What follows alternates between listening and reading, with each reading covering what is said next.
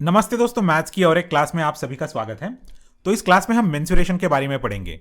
तो मेंसुरेशन का मतलब क्या होता है ये आप समझने की कोशिश कीजिए सबसे पहले। तो मेंसुरेशन, इसका मतलब मैं आपको अभी लिख के बताता हूं। तो यहां पे मैं लिखूंगा मेंसुरेशन। मेंसुरेशन और मेंसुरेशन का मतलब होता है measurements, taking measurements. Taking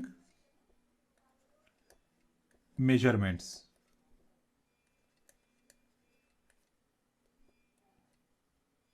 major MENTS होना चाहिए ना।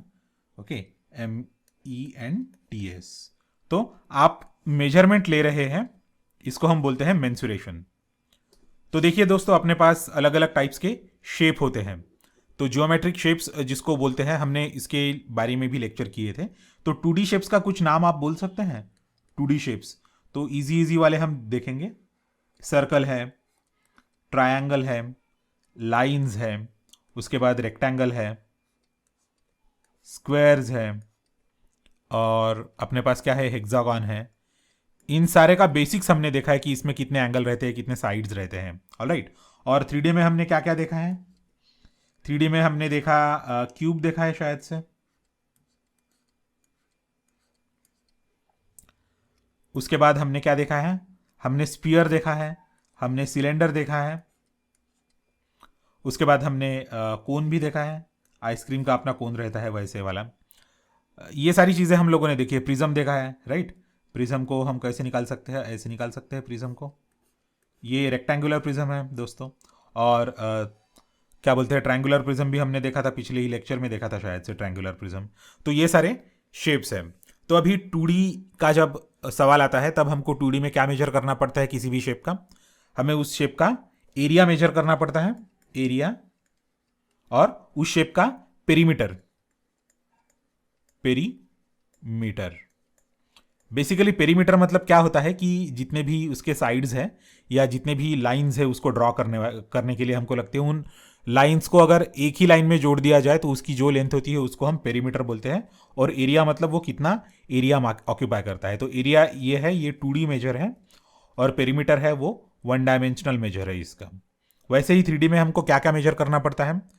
3D में हमको मेजर करना पड़ता है सरफेस एरिया।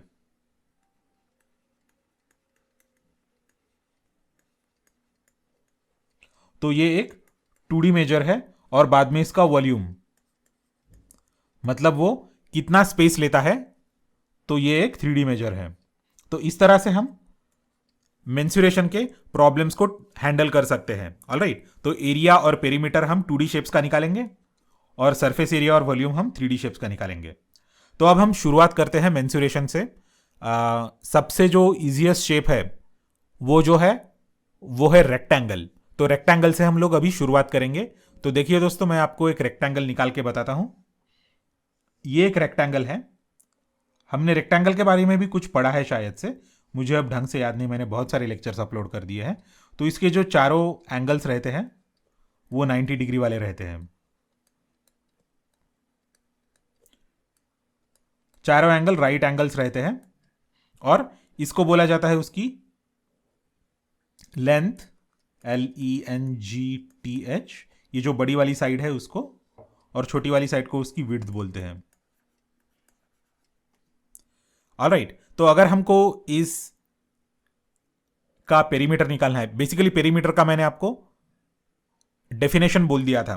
तो अगर ये साइड्स अगर हम है ना खुले कर ले, राइट, तो ये जो लेंथ है ये अगर हम ऐसे खुली कर लेंगे, ये यहाँ पे एक है, ये उसकी विड्थ है, और बाद में फिर लेंथ आएगी, और बाद में फिर विड्थ आएगी, राइट। तो ये जो है मैं इक्वल वाला साइन दे दूंगा यहाँ पे, और ये यहाँ पे है, और ये यहाँ पे है। मतलब ये और ये इक्वल है, और ये इक्वल है। समझ गए? तो अगर हम इसको कट करके यहां से अगर कट किया, अगर हमने इसको ओपन कर दिया और एक स्ट्रेट लाइन में ये आ जाएगा, तो ये स्ट्रेट लाइन की जितनी भी लेंथ बनती है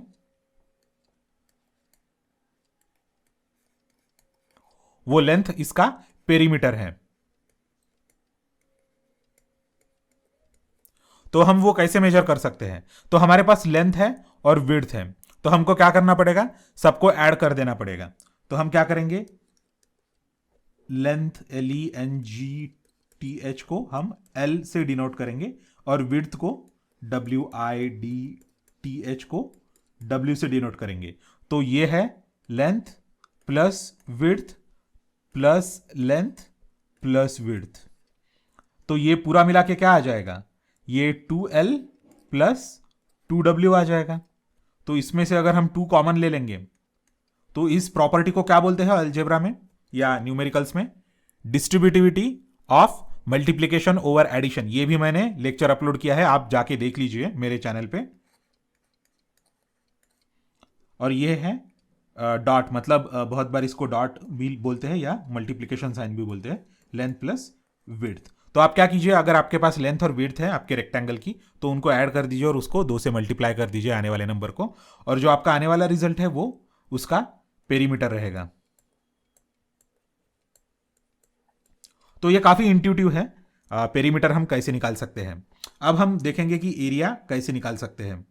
तो इसके लिए मुझे पूरा का पूरा क्लियर करना पड़ेगा। एक क्लियर कर दिया और अब मैं फिर से एक रेक्टेंगल ड्रॉ करूंगा, सिमिलर रेक्टेंगल होगा, वो होगा लेंथ और विड्थ।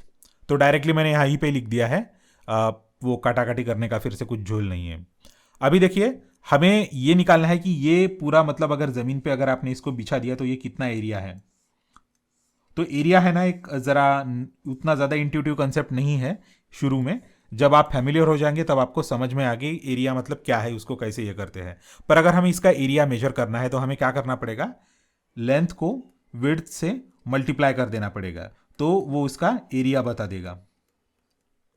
तो ये रहा रेक्टेंगल का एरिया और पेरीमीटर का फॉर्मूला। तो हमने पेरीमीटर का तो फॉर्मूला खुद के हाथों से डिराइव किया है। तो अगर आपको कोई भी पूछता है कि भैया इसका पेरीमीटर ऐसा क्यों आता है फॉर्मूला, तो आप उसको आराम से बोल सकते हैं। अभी हम क्या करेंगे कि जो रेगुलर 2D पॉलीगॉन्स हैं, तो मैं आपको बोलता हूं, मैंने इसके पहले भी लेक्चर में कवर किया था। पहला वाला रेगुलर 2D पॉलीगॉन क्या है, इक्विलैटरल ट्रायंगल। ऑलराइट, इसमें जो तीनों साइड्स रहते हैं वो इक्वल रहते हैं।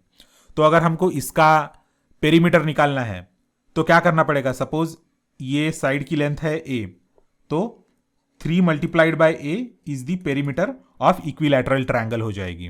राइट, वैसे ही अपने पास एक स्क्वायर है, स्क्वायर एक रेगुलर क्वाड्रिलैटरल है, इसमें चारों साइड्स जो होते हैं वो सेम रहते हैं और जो एंगल रहता है वो 90 डिग्री का रहता है, मतलब right angle triangle, right angle रहता है वो, ट्रायंगल नहीं क्वाड्रिलैटरल। तो इसमें एक भी अगर 90 डिग्री का एंगल रहा, ठीक है, तो हम एक नहीं, मतलब चारों एंगल रहने चाहिए, सिर्फ एक नहीं, चारों एंगल 90 डिग्री होने चाहिए। मैंने जरा यहाँ पे रेक्टिफाई कर दिया उसको, मिस्टेक को। चारों एंगल 90 डिग्री के है और इसके चारों जो बाजू है वो सेम है, या आप कौन सा भी क्वाड्रिलैटरल ले लीजिए जिसके चारों बाजू सेम है। अगर वो राइट एंगल नहीं भी रहा तो भी चलता है, मतलब वो स्क्वायर परफेक्ट स्क्वायर नहीं रहा तो भी चलता है। तो उसका पेरीमीटर क्या आएगा, उसके अगर साइड का लेंथ a है तो उसका वो a मल्टीप्लाइड बाय 4 आएगा। राइट, तो इसी तरह से अगर एक रेगुलर पेंटागन है अपने पास, एक रेगुलर हेक्सागन है, एक रेगुलर ऑक्टागन है, जिसके सारे जो साइड्स है उसकी लेंथ a ही है, तो हमको क्या करना पड़ेगा, ये पेंटागन के लिए 5a, हेक्सागन के लिए 6a और ऑक्टागन के लिए 8a, ऐसा फॉर्मूला निकालना पड़ेगा। तो आप समझ जाइए कि number of sides, perimeter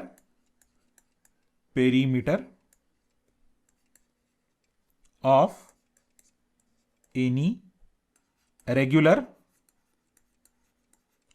polygon equals to number of sides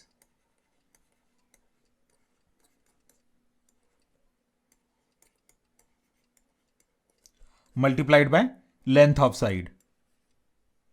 spelling mistake हो गया, इसको जरा LENGTH ऑफ अ साइड हो गया। तो ये एक जनरलाइज फॉर्मूला है उसका, number of sides by length of sides. तो इसको हम क्या लिख सकते हैं, n मल्टीप्लाइड बाय a। तो अभी आपका अलजेब्रा जल्दी ही चालू हो जाएगा, तब आपको n और a वेरिएबल्स है, ये मैं पूरा बता दूंगा। पर अभी के लिए आप इतना याद रखिए कि perimeter of a regular polygon is number of sides multiplied by length of a side.